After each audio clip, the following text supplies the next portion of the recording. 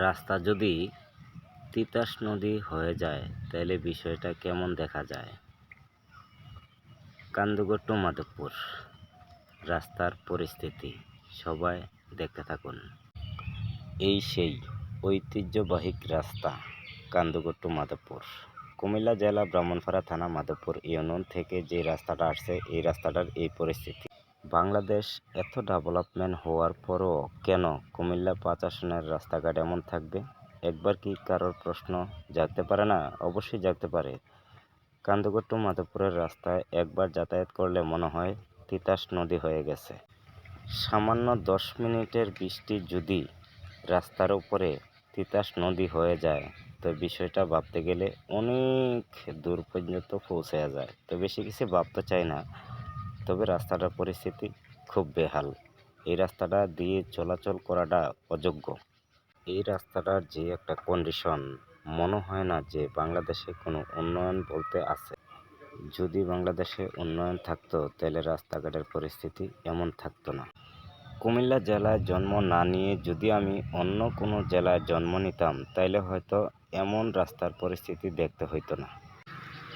কুমিল্লা 5 আসনে জন্মগ্রহণ করে মনে হচ্ছে যে পরিপূর্ণ কোনো এমপি মন্ত্রী হয়তো আমরা পাই নাই, তার জন্য রাস্তার পরিস্থিতি যদি এমনটাই হয় তাহলে আমরা কি ভাবতে পারি? অবশ্যই আমরা পরিপূর্ণ এমপি মন্ত্রী নেই, তার জন্য রাস্তার এই পরিস্থিতি। বাংলাদেশের ভিতরে অন্য কোনো জেলায় গেলে দেখা যায় যে উন্নয়নের জোয়ার বয়ে আসছে, কিন্তু কুমিল্লা 5 আসনে কোনো উন্নয়ন বলতে রাস্তাঘাটের বেলা কোনো কিছুই হয় নাই, মনে হয় না যে হবে। তো বিশেষ করে এখন দেখছি যে ফালা আনতেছে যে রাস্তার উন্নয়নমূলক কাজ করার জন্য। তো এখন বর্ষার সিজন, তাহলে কতটুকু উন্নয়ন হবে এটা আপনারা অনুভূতি করে নিতে পারেন। কুমিল্লা জেলা ব্রাহ্মণপাড়া থানা মাধবপুর ইউনিয়ন, কুমিল্লা 5 আসনের রাস্তার পরিস্থিতি যদি এমনটা হয়, এবার আপনারাই অনুভূতি করে নিতে পারেন যে বিষয়বস্তুটা কি। মাধবপুর টু কান্দুগড়ের যে রাস্তার পরিস্থিতি, তাতে মনে হয় যে এই রাস্তার কোনো মা বাপ নেই।